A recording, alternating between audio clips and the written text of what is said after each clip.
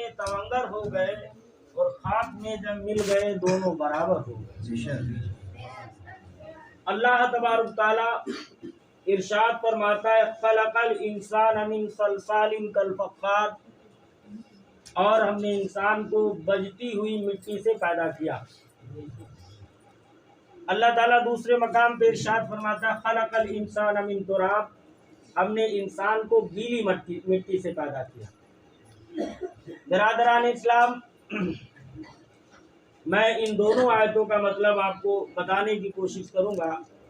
پہلے آپ کو یہ بتا دوں کہ قرآن کریم ایک جگہ پہ بیان کرتا ہے کہ ہم نے انسان کو پیدا کیا من صلصال یعنی بجتی ہوئی مٹی سے، اور دوسری جگہ پہ قرآن ارشاد فرماتا ہے ہم نے انسان کو پیدا کیا گارے جیسی مٹی سے، جیسا گارا ہوتا ہے۔ اور ایک مقام پر اللہ تعالیٰ ارشاد فرماتا ہے کہ ہم نے خلقنہ من نطفۃ علقہ، قرآن کی آیت ہے، اللہ فرماتے ہیں ہم نے انسان کو گیلی مٹی سے پیدا فرمایا۔ برادران اسلام، در حقیقت قرآن کریم اور فرقان حمید میں یہ انسان کی پیدائش کا تذکرہ ہے، اور ابو البشر حضرت آدم علیہ السلام کے بارے میں بتایا جا رہا ہے۔ جیسے اللہ تبارک تعالیٰ نے جب انسان کو پیدا کرنا چاہا تو اس مٹی کو منگایا، اور اس کے بعد میں اس میں پانی ملایا گیا تو وہ گیلی ہو گئی، اور جب انسان کا مجسمہ یعنی جسے ہم اسٹرکچر کہتے ہیں یہ بن کے تیار ہوا تو پھر وہ سوکھ گئی۔ اللہ فرماتا ہے من صلصال یعنی ہم نے سوکھی سے پیدا فرمایا۔ تو باتیں دونوں درست ہیں، ایک میں شروع والی حالت بتائی جا رہی ہے اور ایک میں آخر والی حالت بتائی جا رہی ہے۔ دونوں آیتوں کا مطلب بالکل صاف ہے۔ اللہ فرماتا ہے کہ ہم نے انسان کو پیدا کیا فقعوا لہ ساجدین، فرشتوں کو کہا کہ تم وَنَفَخْتُ فِيهِ مِن رُوحِي فَقَعُوا لَهُ سَاجِدِينَ، یعنی جب میں اس میں اپنی روح پھونکوں تو تم اس کو سجدہ کرنا۔ معلوم ہوا کہ آدم علیہ السلام کا وجود پہلے تھا، اور فرشتوں سے جو سجدہ کرایا گیا وہ بعد کی بات ہے۔ یہ کہا گیا کہ جب روح پھونکوں فَقَعُوا لَهُ سَاجِدِينَ تو ان کے لیے سجدہ کرنا۔ آیت سے یہ بات معلوم ہوتی ہے کہ آدم علیہ السلام کا پتلا یا آدم علیہ السلام کا اسٹرکچر پہلے بنا اور بعد میں روح پھونکی گئی۔ اس سے یہ بات بھی معلوم ہوتی ہے کہ روح الگ ہے اور جسم الگ ہے۔ انسان جو ہے دو چیزوں کا حصہ ہے، ایک روح ہے اور ایک جسم ہے۔ پھر ہمیں یہ دیکھنا ہے کہ اللہ تبارک تعالیٰ نے انسان کو پیدا کیا تو اس میں کون کون سی چیزیں ہیں۔ شیخ سعدی رحمۃ اللہ تعالیٰ علیہ فرماتے ہیں 4 چیزوں سے انسان کا جسم بن کر تیار ہوتا ہے، اور فلسفہ بتا رہا ہوں، خوب سمجھیے گا۔ انسان کا جسم 4 چیزوں سے مل کر تیار ہوتا ہے، اور اسی لیے انسان میں آپ دیکھیں گے کہ 4 چیزوں کی علامت پائی جاتی ہے۔ جیسے انسان میں مٹی کا بھی انش ہے یعنی اثر ہے، آگ باد خاک اور ہوا، آگ باد خاک باد ہوا مٹی، مطلب انسان جو ہے ان 4 چیزوں سے، جیسے آگ بھی ہے، پانی بھی ہے انسان کے اندر، ہوا بھی ہے، مٹی بھی ہے، ان چاروں چیزوں کا جب اثر ملتا ہے اور اللہ کی طرف سے جب آدم علیہ السلام میں روح پھونکی گئی تو آدم علیہ السلام جیسے ہورا پہ آواز نکالتے ہیں ایسے آدم علیہ السلام آواز نکالتے تھے، بات کو سنتے تھے اور سمجھتے تھے۔ شیطان نے کیا کیا کہ آپ کو برگلانا چاہا۔ اللہ فرماتا ہے وَلَا تَقْرَبَا هَٰذِهِ الشَّجَرَةَ فَتَكُونَ مِنَ الظَّالِمِينَ، تم اس پیڑ کے پاس مت جانا، نہیں تو تم بہکے ہوئے ہو جاؤ گے اور راستے سے ہٹنے والے ہو جاؤ گے۔ برادران اسلام، اللہ رب قدیر نے آدم علیہ السلام کو منع فرما دیا تو آدم کو شیطان نے برگلانا چاہا، تو برگلانے کے لیے کون سا ہتھ کنڈا اپنایا، میں وہی بتانا چاہ رہا ہوں کیونکہ ہماری محفل کا تعلق بھی وہی ہے۔ باقیہ سنانا مقصد نہیں ہے، بتانا یہ مقصد ہے کہ آدم علیہ السلام کو شیطان نے بہکایا کیسے۔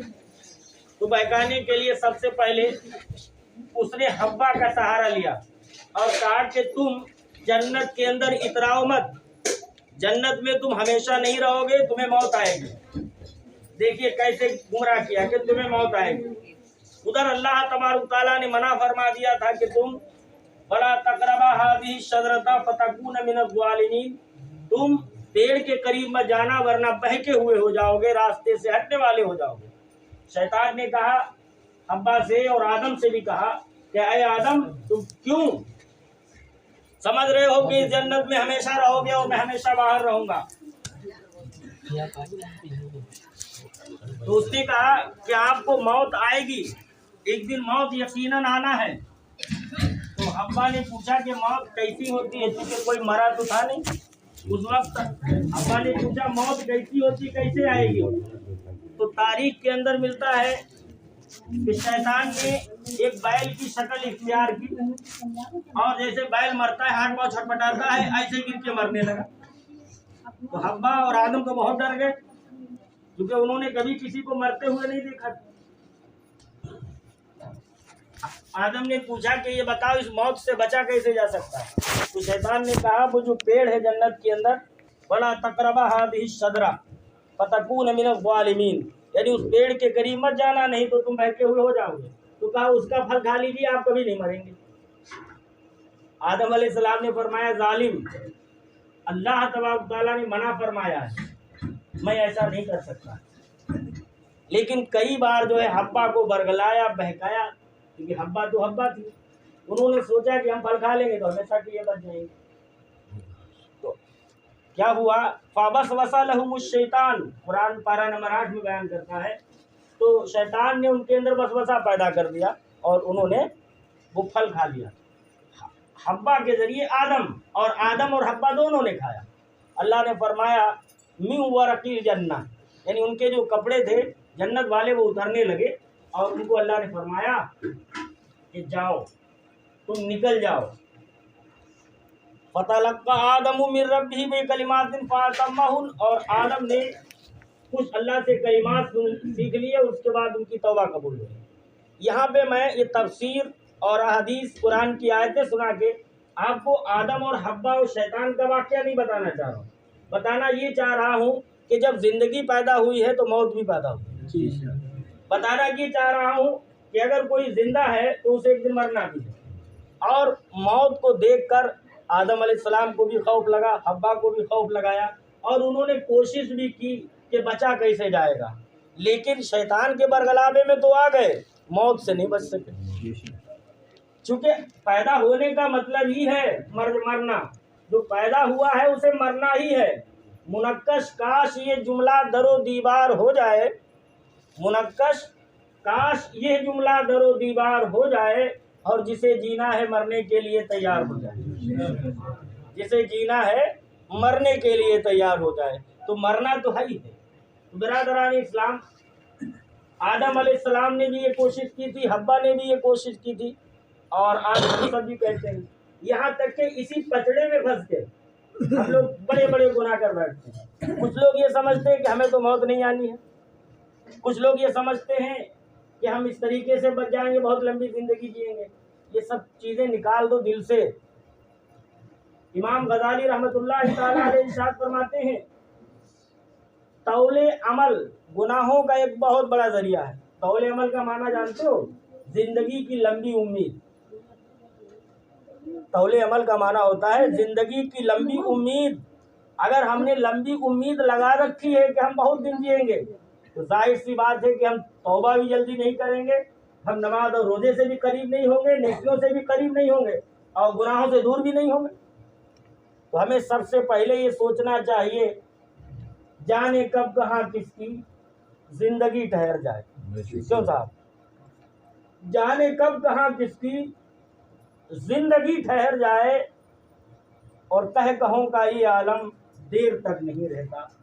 कोई रुस्तम आजम देर तक नहीं रहता, शोहरतों का ये आलम देर तक नहीं रहता। इस्लामी भाइयों, इंसान सिर्फ सोचता है कि हम मरेंगे नहीं। पारा नंबर 30 में अल्लाह ताला बयान फरमाता है, यहसबु अन्ना मालहु अखलदा, यानी ये इंसान सोच रहा है कि हम माल की वजह से मरेंगे नहीं, یہ انسان اس وہم میں پڑا ہوا ہے کہ ہم مال کی وجہ سے مریں گے نہیں، در حقیقت انسان کی موت مقرر ہے۔ حضرات اپنی اصلاح کریے، اعمال کا محاسبہ کریے، اور اللہ تعالیٰ نے ہم لوگوں کو جس طریقے سے پیدا فرمایا، جن چیزوں سے پیدا فرمایا، ہمیں اس بارے میں ہی غور کر لینا چاہیے۔ بہت چھوٹی سی ایک بات بتاتا ہوں، عربی زبان میں جب ہم لوگ منطق پڑھتے ہیں تو ایک بات آتی ہے، کلو شیء یرجع الی اصلہ۔ ایک فارمولہ ہے، ایک سینٹینس ہے، ایک سدھانت ہے، ایک تھیری ہے۔ اس تھیری میں یہ پڑھایا جاتا ہے، کلو شیء یرجع الی اصلہ، دنیا کی ہر چیز اپنی اصل کی طرف لوٹ جاتی ہے۔ دنیا میں کوئی بھی چیز آپ دیکھیں گے، سدا رہتا نہیں ہے ساز ہستی ایک بھی دھن پر، اور کھنڈر ہنسنے لگے بابل کے نمرودی تمدن پر، ہوا دریا میں بیڑا غرق فرعونی خداؤں کا، فسانہ رہ گیا ہندوستانی دیوتاؤں کا۔ کہنے کا مطلب یہ ہے کل شیء یرجع الی اصلہ، جتنی بھی چیزیں ہیں دنیا کے اندر وہ اپنی اصل کی طرف لوٹ جاتی ہیں۔ میں ایک مثال بتاتا ہوں، بات سمجھ میں آ جائے گی۔ جیسے یہ ہمارا پانی ہے، پانی کو ہم کتنی بھی کوشش کریں تو کاربن ڈائی آکسائڈ کے روپ میں اس کو ہم برف بنا سکتے ہیں، اور برف کے بعد پھر یہی پانی جو ہے اگر ہم رکھ دیں تو دھیرے دھیرے پگھلنے لگتا ہے، پھر پانی بن جاتا ہے۔ برف کو اگر ہم تھوڑا گرم کر دیں تو بھاپ بننے لگتا ہے، بھاپ بھی ایک پانی کی شکل ہوتی ہے۔ اسی طریقے سے سمندروں سے اٹھنے والا پانی آسمانوں میں جا کر بادلوں کے ذریعے ہماری زمین پہ برستا ہے، پھر وہ زمین پہ جاتا ہے، نالیوں میں بہتا ہوا پھر سمندر میں چلا جاتا ہے۔ آپ اسی طریقے سے ہری ہری چیزوں کو دنیا میں دیکھ رہے ہیں، یہ ساری چیزیں پیدا ہونے کے بعد ایک وقت آتا ہے کہ خشک پتے کی طرح ہو جاتی ہیں اور وہ بھی مٹی میں چلی جاتی ہیں۔ اسی طریقے سے جتنے کیڑے مکوڑے پیدا ہوتے ہیں اس کے بعد آپ دیکھیں گے کہ وہ ساری چیزیں جو ہیں ایک دن لوٹ کے اسی میں چلی جاتی ہیں۔ دنیا میں کوئی چیز بھی آپ ایسی نہیں دکھا سکتے ہو جو اپنی اصل کی طرف لوٹ کے نہ جاتی ہے۔ دنیا میں جو بھی کچھ ہے، جاندار ہو غیر جاندار ہو، وہ لوٹ کے اپنی اصل پہ ضرور جاتا ہے۔ جیسے میں ایک اور نیم بتا دوں، جیسے ہمارا یہ جو انگلش میں پڑھایا جاتا ہے، ایک نیم ہوتا ہے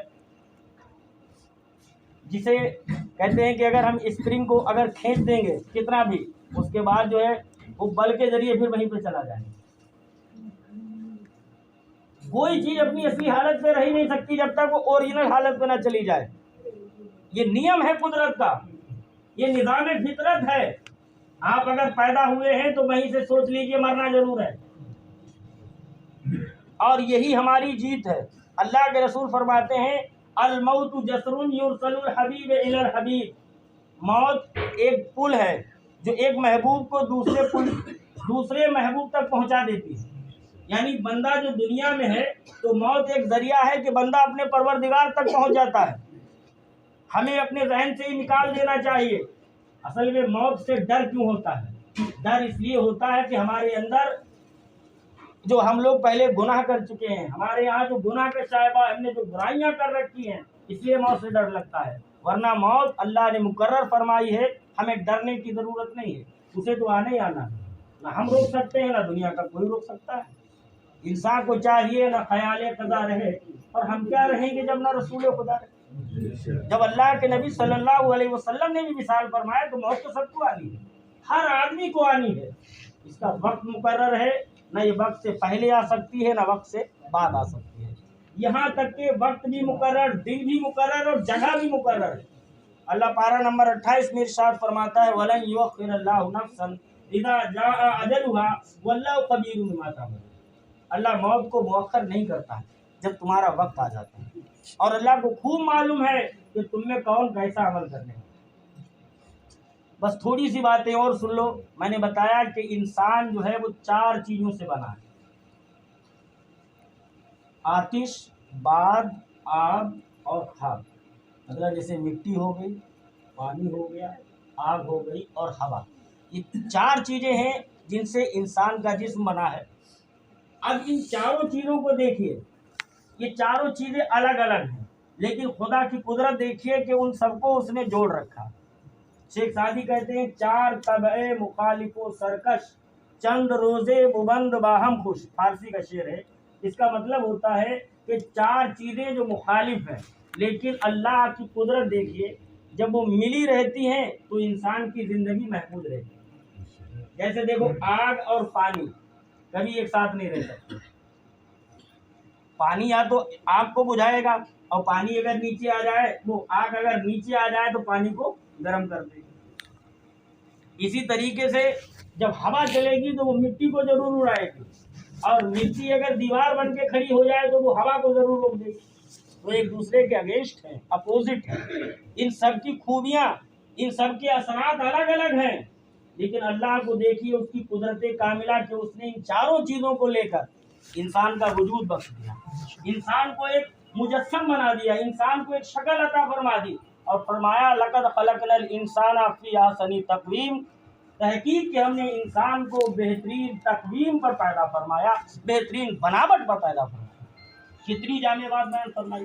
اب یہ چاروں چیزیں ہیں انسان کے اندر ایک بیلنس میں رہتی ہیں، ایک مناسب توازن میں رہتی ہے. اور جب یہی چیز گھٹ اور بڑھ جاتی ہے تو ہمارے یہاں لوگ کیا کہتے ہیں، کوئی کہتا ہے کہ صاحب ہمارے بلڈ پریشر ہو گیا، کوئی ہمارے یہاں کہنے لگتا ہے یورک ایسڈ بڑھ گیا، کوئی کہتا ہے ہمارا تھائرائیڈ بڑھ گیا، کوئی کہتا ہے کچھ ہو گیا. یہ ڈس بیلنس ہونے کا مطلب یہی ہے کہ انسان کے اندر وہ چیزیں کم ہونے لگیں یا بڑھنے لگیں. یہی جب ڈس بیلنس ہوتی ہیں انسان کی موت کا یہی سبب بنتی ہے. تو اللہ تبارک تعالیٰ نے موت بھی پیدا فرمائی، زندگی بھی پیدا فرمائی اور موت کا سبب بھی پیدا فرمایا. اور جب اسے شفا دینا ہوا تو اس کے لیے شفا کا سبب بھی پیدا فرمایا. اور جب شفا نہ دینا مقصد ہوا تو وہی دوا جو کل تک شفا دیتی تھی آج ہمارے لیے زہر قاتل ہو گئی. تو یہ کیا ہے، سب اللہ کے اختیار میں ہے. کس کو کتنے دن رکھنا ہے، کتنے دن زندہ رہنا ہے، کب تک رہنا ہے، یہ سب اللہ کے اختیار میں ہے. تو شیخ سعدی کہتے ہیں چار طبع مخالف و سرکش، چند روزے ببند باہم خوش. چار چیزیں جو باہم مخالف ایک دوسرے کی اپوزٹ ہیں، مل کے رہتی ہیں تو انسان بنتا ہے.